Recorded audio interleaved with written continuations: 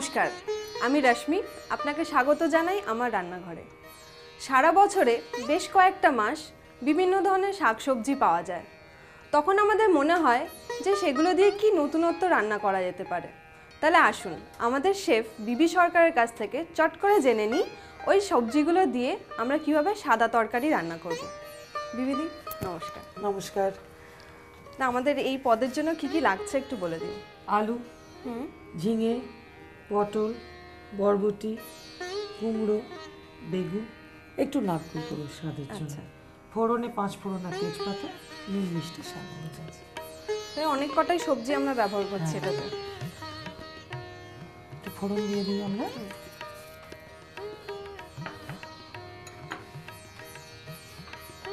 মশলা কিছু নেই, শুধু ফোড়ন যেটুকু আমরা দিচ্ছি, আর কিছু লাগছে না। আর কিছু লাগছে না। আমরা ধরো এটাতে 5 ফোড়ন দিচ্ছি। আবার কেউ কেউ কালো জিরে কাঁচা লঙ্কা দিয়ে দেয়। এটাতে তো লঙ্কাও নেই এই রেসিপিটাতে।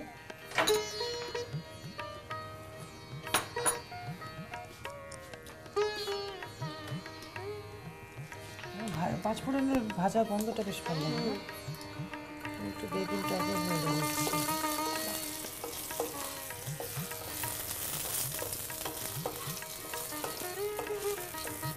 ভাতের সঙ্গে খাওয়া যায়।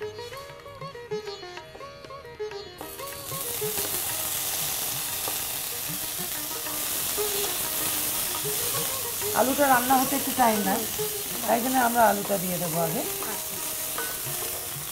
ধরবো এটা? না না, আমি তো এক্ষুনি এই সবগুলো দিয়ে দেবো।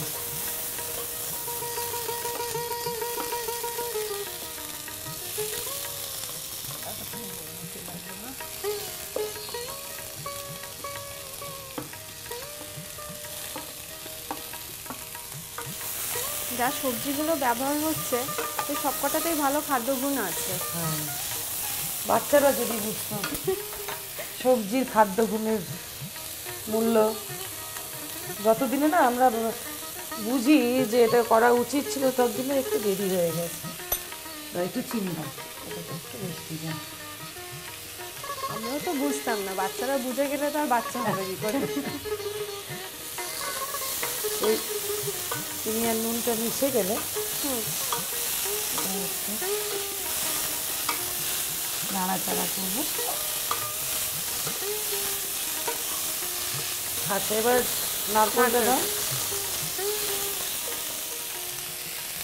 ছড়িয়ে দাও।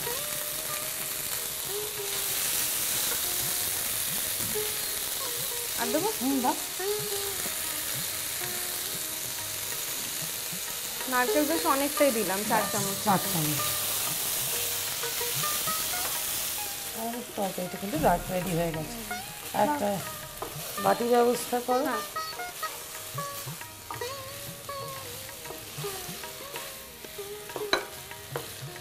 তুমি নামাও।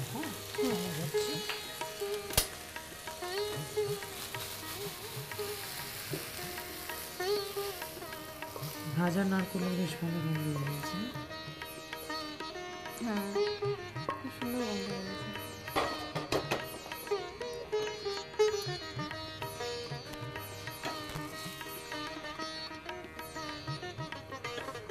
চলো,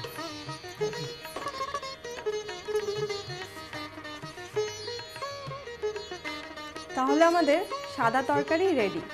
এটা আপনি পরোটার সাথেও খেতে পারেন, লুচির সাথেও খেতে পারেন, যেটা দিয়ে ভাল লাগে সেটা দিয়েই খেয়ে দেখতে পারেন। আমি এটা এখন টেস্ট করব, আপনি বাড়িতে বানান আর খেয়ে দেখুন কেমন হয়। চলি।